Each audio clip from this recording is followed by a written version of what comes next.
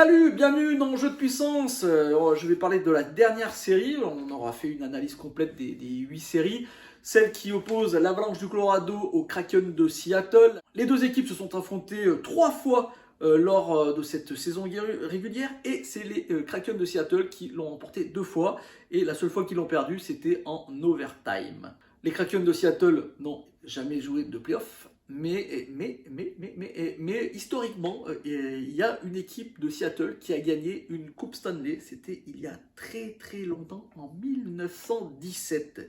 Effectivement, en 1917, cette équipe des Seattle Metropolitans a gagné la Coupe Stanley. Bon, c'était pas encore la NHL en 1917. Et la dernière série que aurait fait Seattle, les Seattle Metropolitans, ça serait en 1920 contre Ottawa, où ils se seraient fait éliminer en 1920. Et en 1919, ils auraient pu la gagner, mais il y a eu la grippe espagnole et ils ont annulé le championnat. Autre anecdote un peu cocasse, on aurait pu retrouver un joueur qui a joué avec l'Avalanche du Colorado, André Burakovsky, voilà, qui a joué avec l'Avalanche. Malheureusement, il est blessé et c'est une grosse perte d'ailleurs pour cette équipe des Kraken de Seattle. Burakovsky ne devrait pas jouer cette série.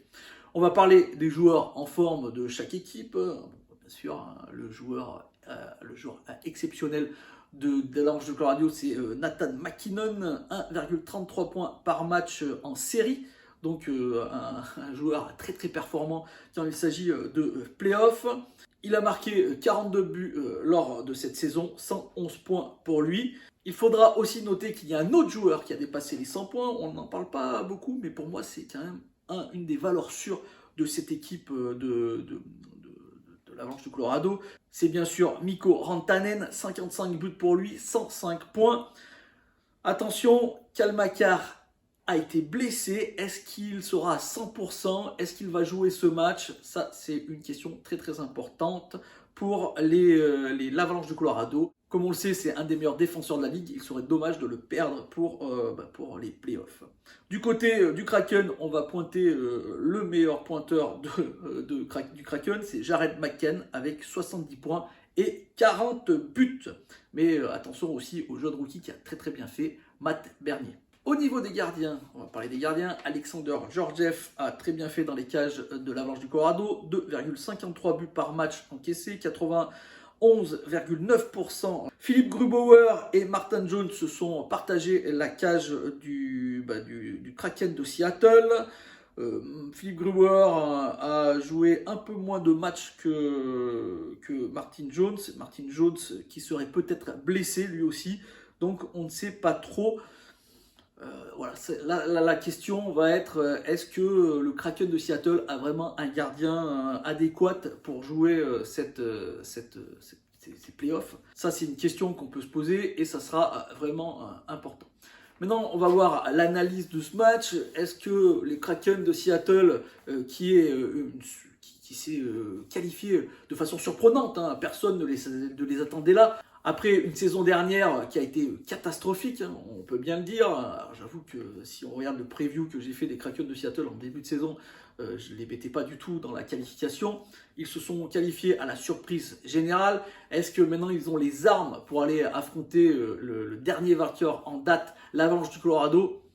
Ça me paraît, ma foi, un peu compliqué, même si l'Avalanche du Colorado est un peu amenuisée avec l'absence de Gabriel Landeskog et peut-être de Cale Makar. Ça reste quand même une équipe assez incroyable. Ils ont réussi à récupérer cette première place. Ça prouve qu'ils ont encore des forces, même s'ils ont perdu des joueurs lors de l'intersaison très très importants. Je pense bien sûr à Nazem Kadri ou à Burakovsky qui aurait dû jouer avec les Kraken de Seattle.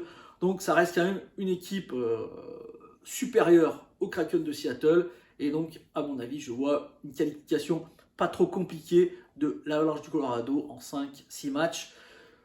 Voilà, c'est mon analyse. Maintenant, comme je l'ai dit, ils ont déjà créé la surprise une fois en saison régulière. Est-ce qu'ils peuvent créer la surprise une deuxième fois lors de ces séries? C'est la question que tout le monde devra se poser. Moi, je viens d'y répondre, je ne pense pas, mais tout est possible. Voilà, j'espère que cette petite vidéo vous a plu. Si c'est le cas, n'hésitez pas à me faire un petit like, un petit commentaire ou à la partager. Moi, je vous dis, c'est la fin de tous ces previews et je vous retrouve bientôt pour analyser un peu les séries, comment ça s'est passé, quelles sont les équipes en forme et quelles sont les équipes qui sont prêtes de se faire, de partir en vacances.